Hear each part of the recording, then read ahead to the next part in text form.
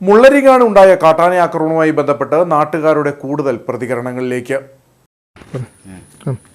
3-4 വർഷമായിട്ട് ഞങ്ങളുടെ കാട്ടിൽ ആനകളുടെ ശല്യം കാരണം ഞങ്ങൾക്ക് പുറത്തിറങ്ങാൻ പറ്റാണ്ടും ഞങ്ങളുടെ സ്വത്തിനും ജീവനും വരെ സംരക്ഷണം നൽകാൻ ഒരു അധികാരപ്പെട്ടവർ ഇന്ന് വരെ തുനിഞ്ഞിട്ടില്ല.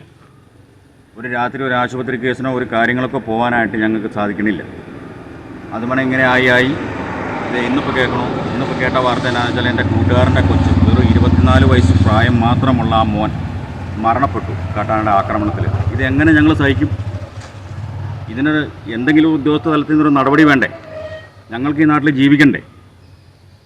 ഞങ്ങളുടെ സ്വത്തിനും ജീവനും സംരക്ഷണം കിട്ടണ്ടേ? എങ്ങനെ ആ കുടുംബം എന്ത് സമാധാനത്തിലാണ് ആ കുടുംബം കഴിയണേ? എൻ്റെ കൂട്ടുകാരൻ്റെ കുടുംബം എന്ത് സമാധാനത്തിലാണ് കഴിയണേ? ഒരു 24 വയസ്സ് മാത്രമുള്ള ആ പിഞ്ചു മോൻ എന്നാണ് മരണപ്പെട്ടേക്കണേ. അതിക്രൂരമായ ആക്രമണമേറ്റ്.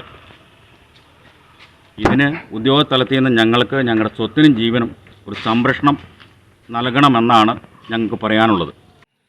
പല മേഖലകളിലേക്ക് ഞങ്ങൾ ഇതിൻ്റെ അറിയിപ്പ് കൊടുത്തിട്ടും ശാശ്വതമായൊരു പരിഹാരം നാളെ ഇതുവരെ ഞങ്ങൾക്ക് കിട്ടിയിട്ടില്ല. 13 കിലോമീറ്ററോളം ഫെൻസിങ് തീർക്കേണ്ടടുത്ത് 3-4 കിലോമീറ്റർ ഫെൻസിങ് തീർത്ത് ഈ ആളുകളുടെ ഇടയിലേക്ക് ആന ഇറങ്ങാതിരിക്കാനുള്ള യാതൊരു നടപടികളും ഉദ്യോഗസ്ഥരുടെ ഭാഗത്തു നിന്നോ ഒന്നും ഉണ്ടായിട്ടില്ല. ഇന്ന് കാട്ടിൽ അഴിച്ചുവിട്ടേർന്ന പശുവിനെ അഴിക്കാൻ പോയ നമ്മുടെ കൂട്ടുകാരൻ കാട്ടാനയുടെ ആക്രമണത്തിൽ, അതിദാരുണമായ ആക്രമണത്തിൽ മരണപ്പെട്ടിരിക്കുകയാണ്. എല്ലാവരും അതിൻ്റേതായ വിഷമത്തിലാണ്.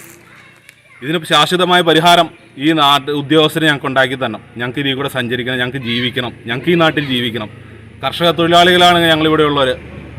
തൂമ്പയെടുത്ത് പണിയെടുത്ത് ജീവിക്കുന്ന കർഷക തൊഴിലാളികളാണ്. ഞങ്ങൾക്കിവിടെ ജീവിക്കാതിരിക്കാൻ പറ്റൂല. എന്ത് പറഞ്ഞാലും ഇവരിങ്ങനെ എല്ലാം ശരിയാക്കാം എന്നുള്ളൊരു ഇതല്ലാതെ ഇപ്പോൾ ഒരാളുടെ ജീവിതം പോയി, ഒരു കുടുംബത്തിൻ്റെ ജീവിതം പോയി. ആ രീതിയിലാണ് ഇവിടെ കാര്യങ്ങൾ മുന്നോട്ട് പോയിക്കൊണ്ടിരിക്കുന്നത്. ഇതിന് ശാശ്വതമായ പരിഹാരം എന്ന് പറയുന്നത് പൂർണ്ണമായ രീതിയിൽ ഫെൻസിങ് തീർക്കുക, ട്രഞ്ച് താത്തി ആന ജനവാസ മേഖലകളിലേക്ക് ഇറങ്ങാതിരിക്കാനുള്ള നടപടികൾ സ്വീകരിക്കുക.